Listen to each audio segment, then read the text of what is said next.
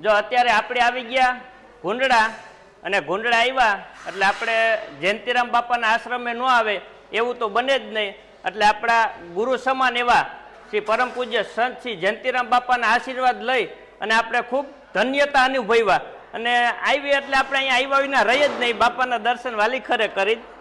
જય હો, આશીર્વાદ આશીર્વાદ.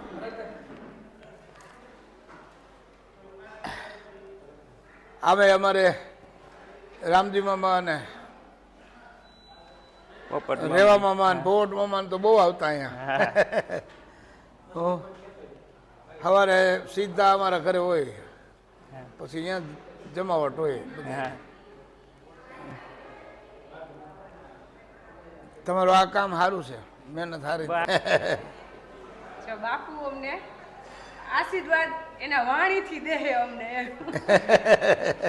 તો કે ક્યારે હું તો આવી જ નથી, પહેલી વાર જ આવ્યા છે અમે તમારા આશ્રમે. પપ્પા જ લેવા ક્યારે તે જોયું નથી ને, તો કે હાલ તને આજ લઈ જવાય, પ્રસંગ છે ને એટલે કે મજા આવશે. ના, સારું કર્યું.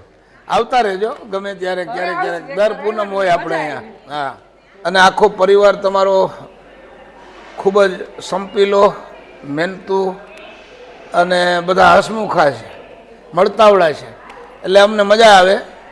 આમ બધા કહેતા હોય કે અમને આશીર્વાદ આપો, પણ તમારું આવું એકદમ સરસ રેણી કરણી ને વાણી વર્તન જોઈને એમને હૃદય ખુશ થઈ જાય, એટલે એ મોટો આશીર્વાદ કહેવાય ને.